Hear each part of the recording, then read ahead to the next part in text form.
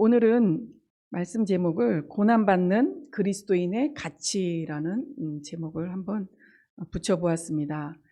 말씀 본문을 교독하도록 하겠습니다. 베드로전서 1장 2절에서 4절까지입니다. 제가 먼저 읽습니다. 곧 하나님 아버지의 미리 아심을 따라 성령의 거룩하게 하심으로 순종함과 예수 그리스도의 핏부림을 얻기 위하여 택하심을 입은 자들에게 편지하노니 은혜와 평강이 너희에게 더욱 많을지어다. 찬송하리로다. 우리 주 예수 그리스도의 아버지 하나님이 그 많으신 긍휼대로 예수 그리스도의 죽은 자 가운데서 부활하심으로 말미암아 우리를 거듭나게 하사 산 소망이 있게 하시며. 다 같이 읽으실까요? 4절 시작. 썩지 않고 더럽지 않고 쇠하지 아니하는 기업을 있게 하시나니 곧 너희를 위하여 하늘에 간직하신 것이라. 아멘. 이 베드로전서가 쓰여진 대상을 보면 여기에 본문으로는 잡지 않았는데요. 1절에 이렇게 나와 있습니다. 예수 그리스도의 사도 베드로는 본도, 갈라디아, 갑바도기아, 아시아와 비두니아에 흩어진 나그네에게 이제 편지하노니라고 이제 하면서 나옵니다. 이 본도, 갈라디아, 갑바도기아 이 지역은 소아시아라고 하는 그런 지역이라고 합니다. 근데 이스라엘 나라가 분명히 아니에요. 근데 이스라엘에서 흩어진 그 그리스도인들이 사는, 나그네로 사는 지역입니다. 근데 이 지역이 이때 당시에 핍박과 박해가 굉장히 심했다고 해요. 그리스도를 믿는다는 이유로 핍박과 박해를 받고 있는 그리스도인들에게 베드로가 편지를 한 겁니다. 이들에게 가장 필요한 것을 제가 개인적으로 생각을 해보았습니다. 타국에서, 타 지역에서 그리스도를 믿고 있는데 그 그리스도를 믿는다는 이유로 박해를 받고 있어요. 그러면 이들에게 가장 중요한 건 무엇일까라는 생각을 제가 해보았어요. 근데 바로 베드로 전서 2절에 나오는 내용이었던 것 같습니다. 이들이 어떤 존재인지, 너희가 그곳에서 핍박을 받고 그 핍박을 받음에도 불구하고 그리스도를 믿는 믿음 가운데 있는데, 이러한 믿음 가운데 있는 너희가 어떠한 가치를 가지고 있고 어떠한 존재인지를 베드로가 주지시켜 주는 거죠. 알려주는 겁니다. 그래서 그 내용이 베드로 1장 2절입니다. 그래서 제가 개인적으로 소제목을 붙인 것은 이제 그들의 핍박받고 있는 그들의 그리스도인의 가치가 어느 정도인지를 이제 1장 2절에서 베드로가 그들에게 계속 심어주는 거예요. 낙심하지 않고 지치지 않도록. 너희는 어떤 존재이냐면 하나님 아버지의 미리 하시고 택하심을 입은 자다. 그리고 예수 그리스도의 구속을 통해 거룩하게 된 자다. 그래서 성령 안에서 성령의 도우심으로 말미암아 예수 그리스도께 연합하기 위해서 순종하는 자다라는 그런 편지를 써서 끊임없이 그들에게 힘을 주고 있는 그런 내용이라고 저는 느껴졌습니다. 자, 비단 이 내용이 이때 당시에 이 소아시아 지역에 살고 있는, 나그네로 살고 있는 이 그리스도인들에게만 해당되는 말씀이었을까요? 지금 맞습니다. 지금 이 시대에 이 땅에 천국의 시민권자 된 우리가 나그네로 이 땅에서 살고 있으시잖아요. 그러면서 그리스도를 믿는다는 이유로 때로는 핍박과 박해를 받고 있습니다. 고난을 당하고 있습니다. 믿음을 지키기 위해서. 그래서 이러한 우리에게도 이러한 가치를 가지고 있다는 것을 명심하신다면 우리가 어떠한 고난 가운데, 시험 가운데, 환난 가운데 있을 때에 굉장히 우리의 믿음의 중심을 잡아주는데 큰 힘이 될 거라는 것을 믿어 의심치 않습니다. 자, 다음 넘겨주시면요. 이렇게 그리스도인으로서 그 가치를 알고 정체성을 확립한 자, 예를 들자면 우리예요. 우리가 나는 하나님이 미리 아시고 난 택함을 입은 자야. 몰랐지? 그 핍박하는 자들에게 말할 수 있잖아요. 그리고 나는 예수 그리스도를 통해서 거룩하게 된 자야. 그리고 내가 내 안에 성령님이 오셔서 성령님의 도우심으로 그 놀라우신 예수 그리스도가 연합하기 위해서 순종할 수 있는 자가 되었어. 이게 우리의 정체성입니다. 가치를 뛰어넘어서 정체성을 가지게 하는 놀라운 말씀입니다. 자, 이런 자들에게 베드로는 또 편지의 내용을 이와 같이 적습니다. 예수 그리스도로 말미암아 이제 우리를이라고 했는데 너희를 거듭나게 하사 산 소망이 있게 하셨고 너희를 위하여 하늘에 간직하신 썩지 않고 더럽지 않고 쇠하지 아니하는 기업을 있게 하셨다라고 편지를 썼습니다. 그들에게 예수 그리스도로 말미암아 거듭나게 해서 소망을 갖게 했다라는 거예요. 근데 이제 제가 목사님한테 물어봤어요. 목사님, 산 소망을 구체적으로 어떻게 정의하세요? 그랬더니 산 소망은 살아있는 소망 그러시는 거예요. 그래서 그건 나도 알 것 같아요. 그랬어요. 근데 이 산 소망은 믿음의 단계에 따라 다 다르게 말할 수 있다라는 거예요. 거듭났을 때 우리가 가질 수 있는 소망과 또 더 성장해서 내주합일의 단계에 있을 때에 우리가 품을 수 있는 소망의 차이가 다르잖아요. 점점 믿음이 성장할 때마다 우리의 그 소망은 점점 원대해지고 이 범위가 넓어진다라는 거예요. 그래서 이 소망을 갖게 하시고 또 최종적으로 하늘에 간직하신 썩지 않고 더럽지 않고 새하지 않은 기업을 있게 하신다는 거예요. 유업을 있게 하신다는 거예요. 아들에게 그 유업을 있게 하시는, 자, 뭘까요? 기업을 있게 하시는 게 천년왕국이겠죠. 우리는 오로지 천년왕국. 이거를 있게 하셨다라고 얘기를 해요. 미리. 자, 그러면서 이 나그네 된 박해 가운데 있는 이 그리스도인들에게 이렇게 편지를 했습니다. 그러면서 그 다음에 이렇게 말해요.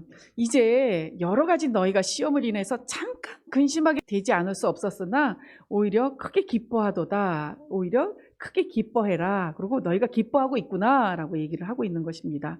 자, 우리가 이렇게 하나님의 그 영광스러운 썩지 않고 더럽지 않고 쇠하지 않는 이런 기업을 잇기 위해서는 반드시 시험, 환난, 고난이 따라붙어요. 성경을 읽다 보면 우리의 고난과 영광은 밀접한 관계를 가지고 있습니다. 고난이 없는 영광은 없다라고 말할 수 있을 정도로 이런 단어가 같이 나오고 있는데요. 이것은 우리 주님이 이 땅에 오셔서 육신의 몸으로 오셔서 십자가에서 고난을 받으시고 부활의 영광을 취하셨던 것과 비교를 해보시면 왜 고난과 영광이 다닐 수밖에 없는지를 충분히 이해하실 수 있으실 거예요. 근데 여기서 시험 때문에 너무 근심할 수밖에 없었으나 기뻐한다, 기뻐해라 이렇게 얘기를 해요. 왜냐하면 옆에 구절이 바로 1장 6절 앞에 구절인데요. 이 구절이 이 내용을 뒷받침해주고 있습니다. 말세에 나타나기로 예비하신 구원을 얻게 하시려고. 말세에 나타나기로 예비하신 구원이 무엇일까요? 휴거잖아요. 휴거. 네, 말세에 구원이 나타나요. 휴거가 예비하신 구원을 얻게 하시려고 믿음으로 말미암는 하나님의 능력으로 보호하심을 입히셨다는 거예요. 자, 믿음으로 말미암는 하나님의 능력으로 보호하심을 입었으니까 우리가 시험을 당해도 이길 수 있을까요? 없을까요? 있어요.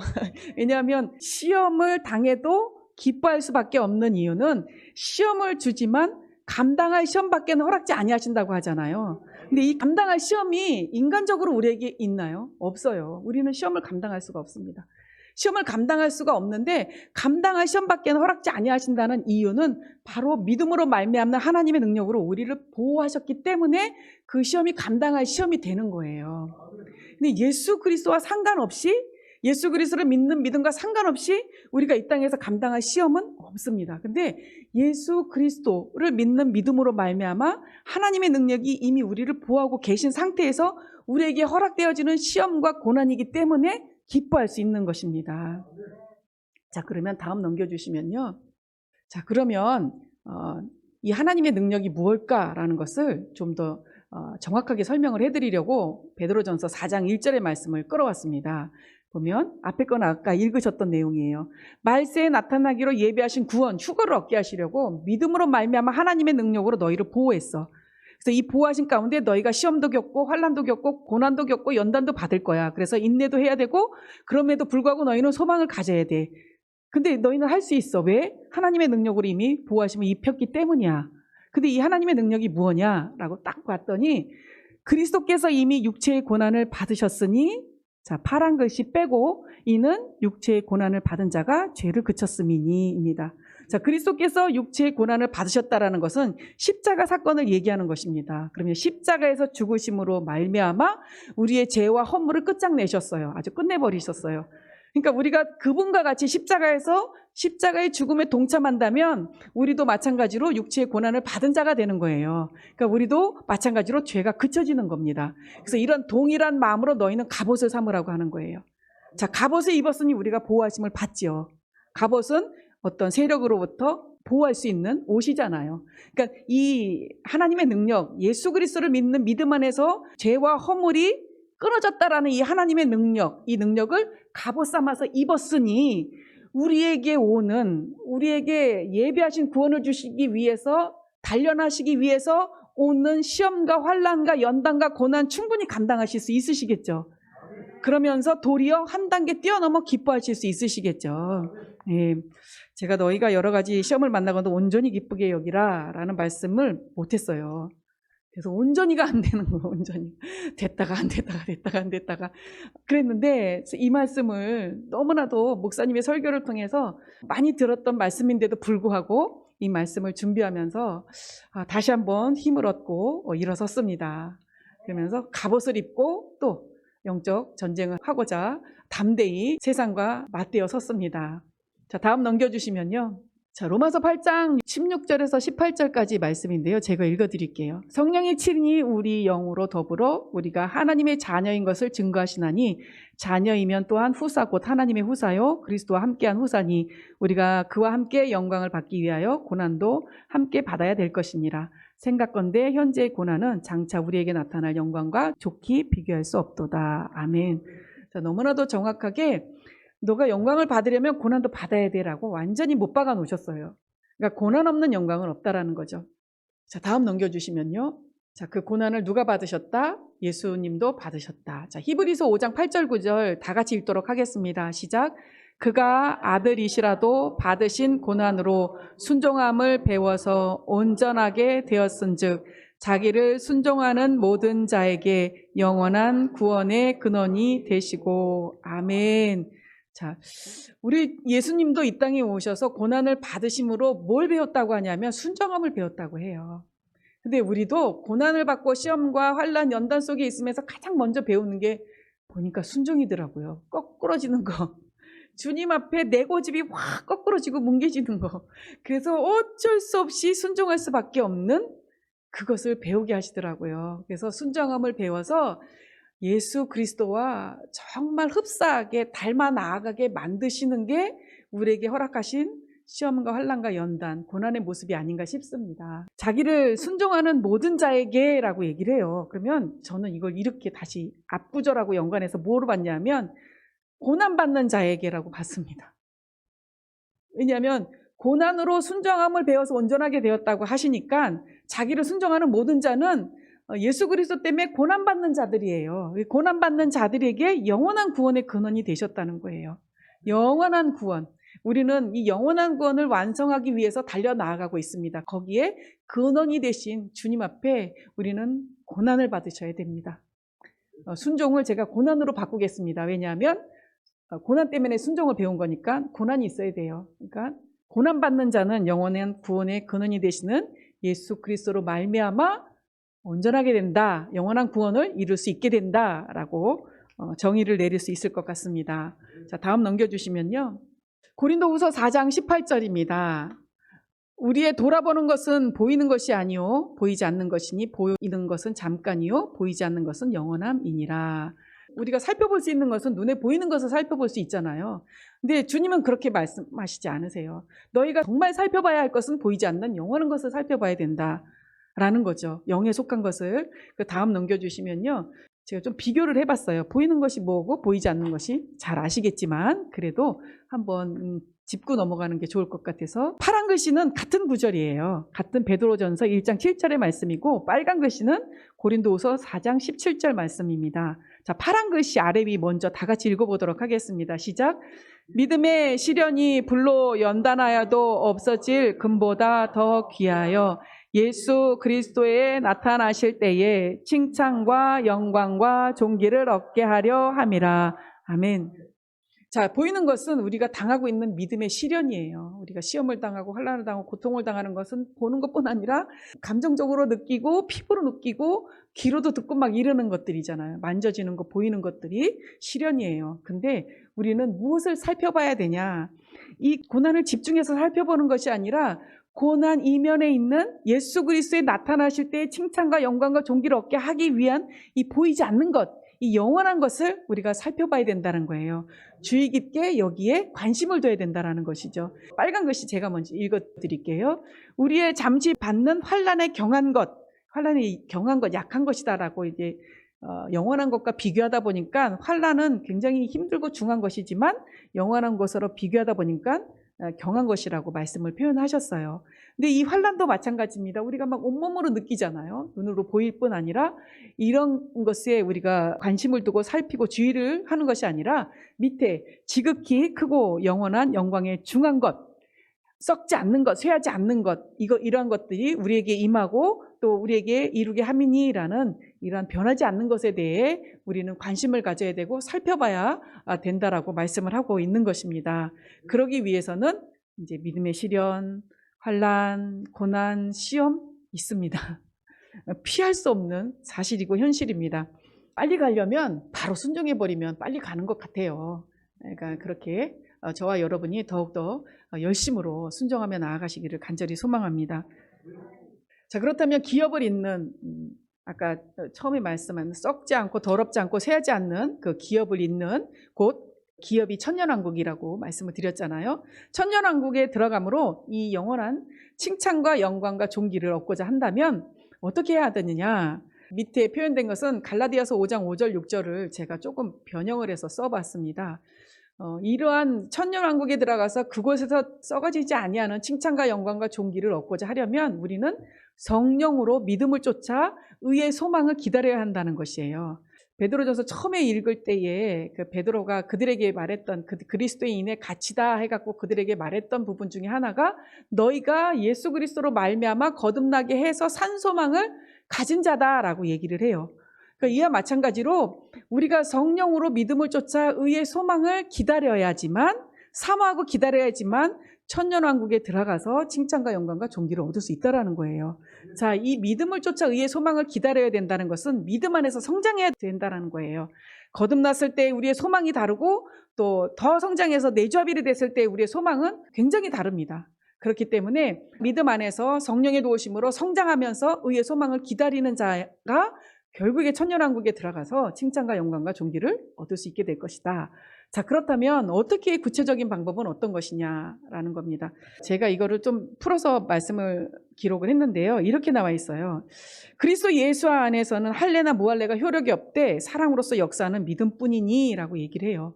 그러니까 다시 말해서 우리가 하나님을 사랑하고 사랑 안에서 역사한다라는 뜻은 하나님이 그 사랑 안에서 일하신다는 뜻이에요. 그러니까 우리가 하나님을 사랑하고 하나님이 우리를 사랑하는 이 상호 관계 속에서 하나님이 일하시는 거예요. 그래서 그 사랑 안에서 일하시는 하나님으로부터 나온 믿음. 그러니까 우리가 사랑으로서 역사하는 믿음이라고 그랬잖아요. 그러면 하나님과 우리가 사랑하는 관계 속에서 하나님이 일을 하시는데 그 일하시는 그 열매가 믿음이에요. 우리에게 주어지는 믿음.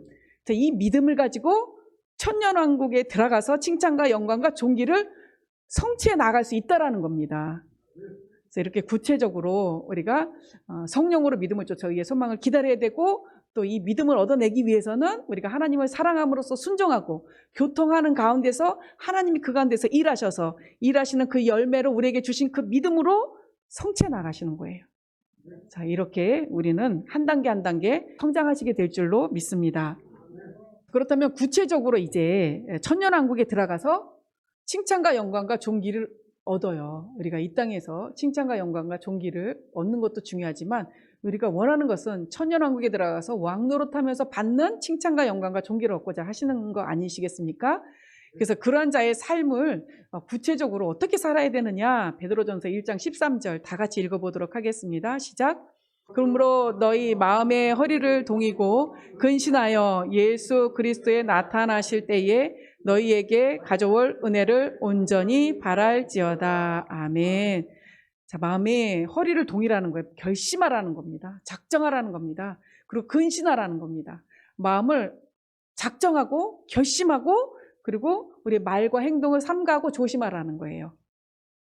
그렇게 살면서 우리 주님이 오실 때에 우리에게 가져올 은혜를 온전히 바라면서 살라라는 겁니다.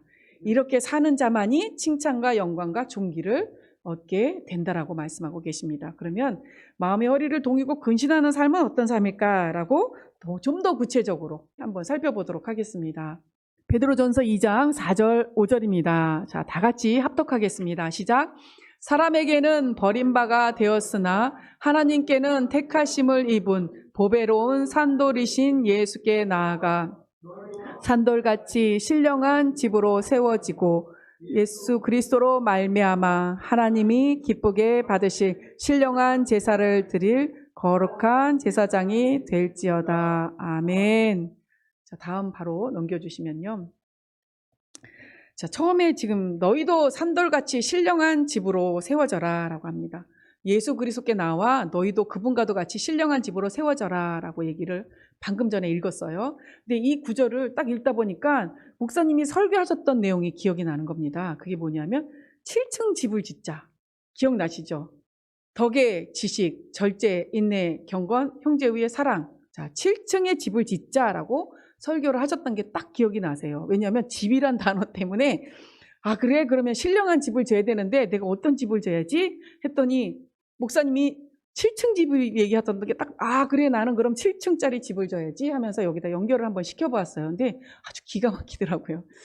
우리도 산돌이신 예수께 나와 산돌같이 보배로운 믿음 위에다가 덕과 지식 절제 인내 경거 현재 위에 사랑의 7층의 집을 짓자라고 말씀을 드려봅니다. 이 덕, 지식, 절제, 인내, 경건, 형제 위에 사랑을 공급하라라는 구절은 베드로 후서 1장에 나옵니다. 거기에 어떻게 나오냐면 보배롭고 지극히 큰 약속을 우리에게 주사 이 약속으로 말미암아 너희가 정욕을 인하여 세상에 썩어질 것을 피하여 신의 성품에 참여하는 자가 되라라고 얘기를 해요. 근데 이 보배롭고 지극히 큰 약속은 누구냐면 예수 그리스도예요. 그러니까 예수 그리스도로 말미암아 너희가 정욕으로 인하여 세상에 썩어질 것을 피하여 도리어 신의 성품에 참여하는 자가 되라라고 얘기를 하세요. 그러면서 신의 성품에 참여하는 자가 되라 하면서 덕의 지식, 절제, 인내, 경건, 형제의 사랑을 공급하라라고 얘기를 하십니다. 자, 이러한 것이 너희에게서 흡족한 즉 우리 구주 예수 그리스도를 알기에 게으르지 않고 열매 없는 자가 되지 않게 된다라고 얘기를 해요. 뿐만 아니라 이렇게 부르심과 택하심을 굳게 하라. 그러면 너희는 언제라도 실족지 않는다라고 얘기를 해요. 우리 가끔 가다가 지금은 아니시지만 실족 막 할 때 있잖아요. 실족하지 않는 방법도 다 나왔어요. 어떻게 하냐면 이 7층짜리 집 지시면 돼요. 신의 성품에 참여하시면 날마다 이 집을 지으시면 우리가 예수 그리스도를 알기에 게으르지 않고 열매 없는 자가 되지 않을 뿐 아니라 이러한 택하심과 부르심을 굳게 하게 됨으로 말미암아 실족치도 않고 한 단계 더 뛰어넘어 우리 주 예수 그리스도의 나라에 넉넉히 들어감을 얻게 된다라고 얘기를 해요. 고속도로예요. 고속도로. 완전 고속도로입니다. 아우토반인가요? 이게 신호등 없고 속도 제한 없는 도로가 아우토반으로 알고 있거든요. 바로 7층짜리 집을 짓는 게 아우토반입니다. 꼭 여기서 달려나가시는 저와 여러분이 되시기를 정말 간절히 소원합니다. 이제 우리가 이 7층짜리 집을 아무데나 지시면 안 돼요. 예수 그리스도 위에 아까 말씀드렸던 베드로후서 1장에 나왔던 보배롭고 지극히 큰 약속이신 예수 그리스도 위에다가 지어야 된다는 거예요. 여기 베드로 전서에서는 이렇게 얘기하고 있습니다. 다 같이 읽어보실까요? 시작. 경에 기록하였으되 보라 내가 택한 보배롭고 요긴한 모퉁이 돌을 시온에 두노니 저를 믿는 자는 부끄러움을 당치 아니하리라 하였으니 그러므로 믿는 너희에게는 보배이나 믿지 아니하는 자에게는 건축자들의 버린 그 돌이 모퉁이의 머릿돌이 되고. 아멘. 자, 우리 예수 그리스도께서 우리에게 있어서 기초석이 되셔야 된다는 거예요. 기초석이 돼서 그 위에다가 이제 7층짜리 집을 지어보도록 하겠습니다. 자, 이 7층짜리 집이 또 아주 기가 막힙니다. 다음 넘겨주시면 예수 그리스도를 믿는 믿음 위에 덕이라는 1층을 짓습니다. 1층을 짓는데 이 덕은 베드로전서 2장 12절에 어떻게 나오냐면 행실을 선하게 가지라라는 것으로 나와요. 선한 행실을 갖는 것을 덕이다라고 표현하는 것이 적절하다고 보여져서 베드로전서 2장 12절의 말씀을 덕으로 표현을 해보았습니다.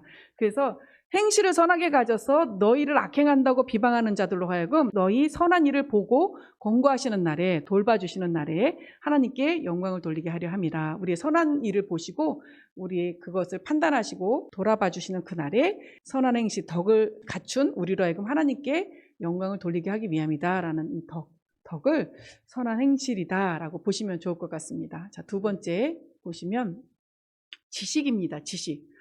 딱 보면 저게 왜 지식이지? 라고 의아하실 수 있겠는데요. 여기서 제가 개인적으로 큰 은혜를 받은 것은 지식은 우리가 세상적으로 말하는 지식을 여기다가 지식이라고 붙일 수 없었어요. 그러니까 영의 지식이라고 하나님께 속한 지식이라고 생각을 해보다 보니까 베드로전서 2장 15절에 선행으로 어리석은 사람들의 무식한 말을 막으시는 것이다 라고 얘기를 하는 거예요. 그러면 무식을 막을 수 있는 건 지식이거든요. 근데 선행으로 그것을 막는다는 거예요. 그럼 선행이 지식이라고 얘기할 수 있잖아요. 근데 선행은 아까 덕이었었거든요. 그러면 뭘까요? 그래서 우리 지식은 세상에서도 보면 학습을 통해서 반복적으로 어떤 환경에서 어떤 일들을 통해서 우리 안에 쌓여지는 것이라고 말할 수 있을 것 같아요. 간단하게 말해서 학습을 통해서 우리가 알아나가는 세상적인 지혜, 지식, 이런 것을 지식이라고 말할 수 있는데, 영적인 지식은 저는 이렇게 말씀드리고 싶습니다. 하나님 안에서, 우리 주 예수 그리스도 안에서 선한 행실을 하다 보면 우리 안에 열매가 맺혀지잖아요. 그리스도 까닭에 열매가 맺혀지고 그게 실제가 되어지고 간증이 되어지는 사건들이 일어나요. 하나님의 살아계신 증거들이 막 나옵니다. 예수 그리스도 안에서 우리가 순종하고 선한 행실을 하다 보면 우리에게 간증거리들이 막 늘어나잖아요. 이 간증이 우리에게 지식이 되어지는 거예요. 그래서 간증을 막 전하잖아요. 내가 이렇게 기도했더니 이렇게 됐어. 내가 이렇게 하나님 앞에 순종했더니 이 같은 은혜를 받았어. 내가 하나님 앞에 심었더니 내가 이렇게 거뒀어 하는 이런 선한 행실 안에서 우리에게 쌓여지는 그런 간증들, 하나님의 살아계신 은혜들, 열매들을 저는 지식이라고 표현하고 싶었습니다. 그래서 이 선행으로 말미암은 열매들로 하여금 무식한 사람들의 입을 막는 거예요.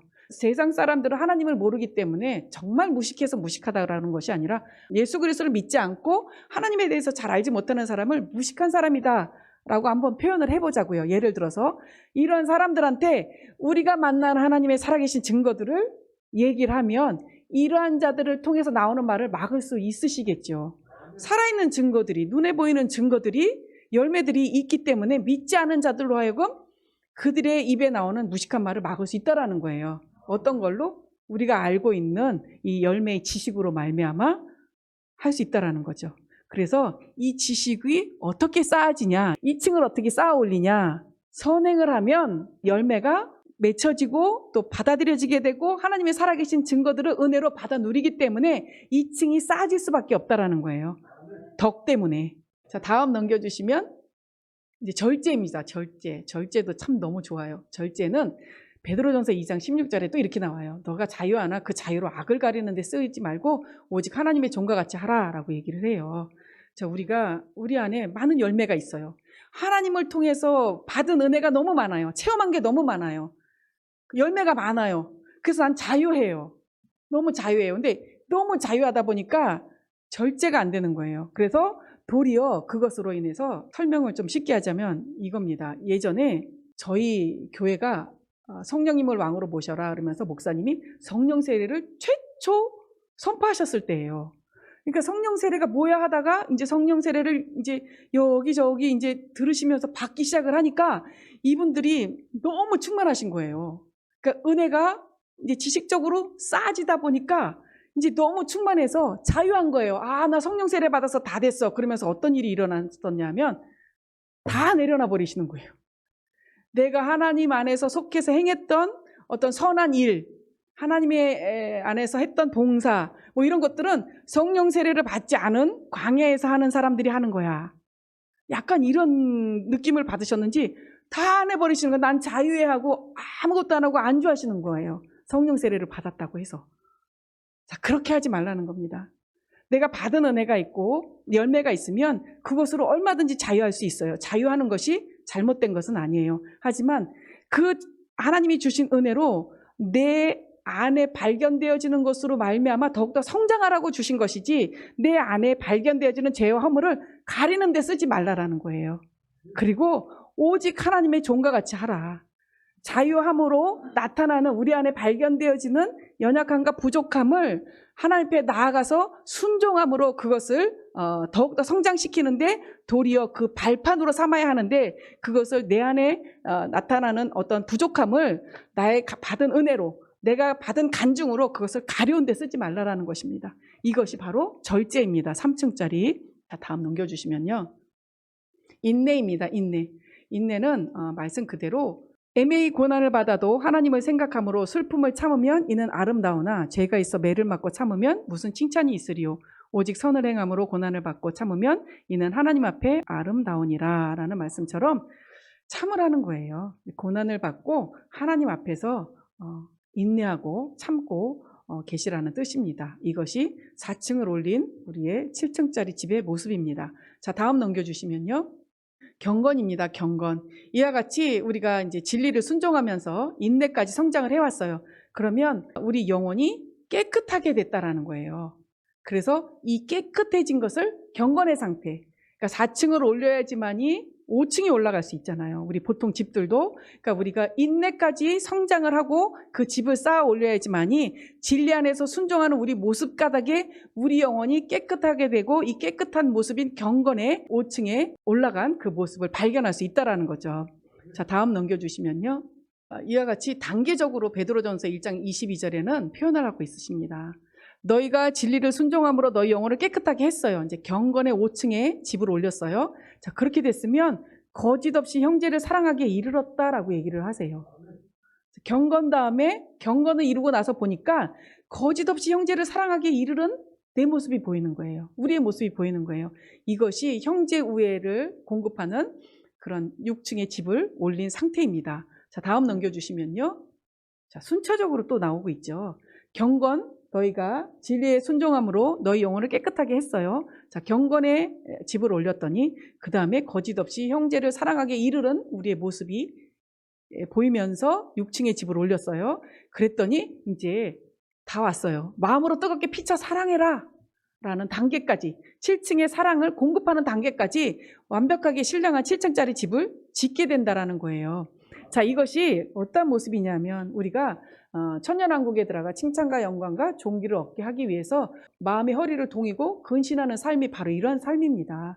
아까 말씀드렸던 선행을 하고 선행을 함으로 쌓아진 하나님이 주신 열매, 은혜, 간증의 것들이 우리에게 지식이 되어지는데 이 지식을 우리의 악을 가리는 데 쓰지 말고 그 지식 받은 은혜로 인하여서 도리어 하나님 앞에 나아가서 순종하는 자가 돼서 더 성장하는 너희 모습을 보여라 하면서 절제해라 그래요.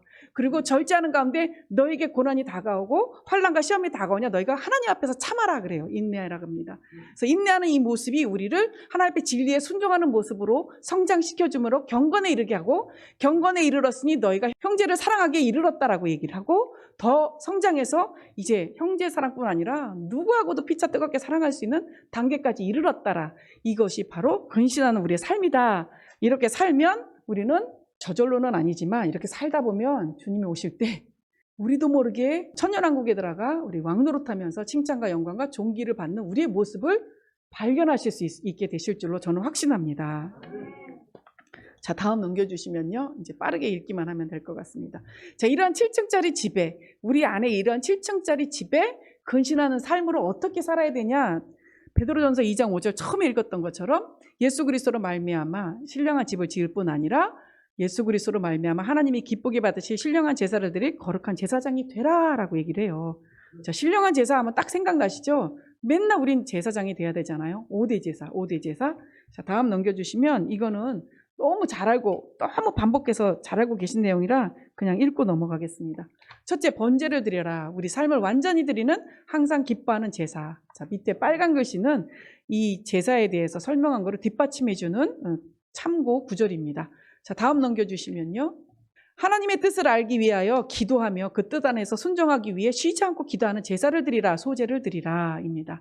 자, 다음 넘겨주시면 우리로 하나님과 더불어 화목케 하신 예수 그리스도로 말미암아 하나님 안에서 즐거워하며 범사에 감사하는 찬양의 제사를 드리라, 화목제를 드리라 입니다. 자, 네 번째, 예수 그리스도로 인하여 마음으로 오는 죄를 이겨서 드리는 제사를 드리라, 속죄제를 드려라. 자, 다섯 번째, 예수 그리스도로 인하여 몸으로 오는 죄를 이겨서 드리는 제사를 드리라, 속건제를 드려라. 이것이 5대 제사입니다. 우리가 우리 안에 신령한 집, 언제든지 우리 주 예수 그리스도를 모실 수 있는 아름다운 성전을 7층짜리로 지으시고 그 가운데서 날마다 신령한 제사를 드리시는 5대 제사를 드리시는 거룩한 제사장이 되시기를 간절히 사모합니다. 자, 마지막으로 요한복음 읽고 예배를 마치도록 하겠습니다. 함께 읽으실까요? 시작. 또 저희를 위하여 내가 나를 거룩하게 하오니 이는 저희도 진리로 거룩함을 얻게 하려 함이니이다. 아버지여, 내게 주신 자도 나 있는 곳에 나와 함께 있어 아버지께서 창세전부터 나를 사랑하심으로 내게 주신 나의 영광을 저희로 보게 하시기를 원하옵나이다. 아멘. 자, 우리 주님이 십자가에 달리시기 전에 제자들을 위해서 해주신 기도예요. 그러면서 내가 나를 거룩하게 한 거는 저희도 내 안에서 진리 안에서 거룩함을 얻게 하기 위해서 나는 나를 거룩하게 했습니다. 아버지여, 그러니 내게 주신 이들도 나의 제자들도 나 있는 곳에 나와 함께 있어 아버지께서 창세전부터 나를 사랑하심으로 내게 주신 영광을 저희도 보게 하여 주시옵소서 라는 겁니다. 결국은 천연왕국에 들어가서 우리 주님과 함께 왕노릇하는 이 모습을 우리가 이 구절로 마무리를 지을 수 있을 것 같습니다. 우리 주님이 얼마나 사랑하셨는지 느껴지는 구절이었습니다. 오늘은 고난받는 그리스도인의 가치라는 제목으로 말씀을 나눠보았는데요. 고난을 부끄러워할 것이 아니고 두려워할 것이 아니라 우리는 당당히 우리가 어떤 존재라는 것을, 우리가 어떤 가치를 가지고 있는 거라는 것을 명확하게 아시고 그 가치 속에서 우리 정체성을 놓치지 않고 계속 확립해 나아가시면서 결국에 천년왕국을 침노하시고 그 가운데 왕노릇하게 되실 것을 저는 믿습니다. 그래서 오늘 말씀 이 길을, 이 아우토반을 열심히 달려보시자고요. 자, 말씀 생각하시면서 주여 한번 하시고 기도하시겠습니다.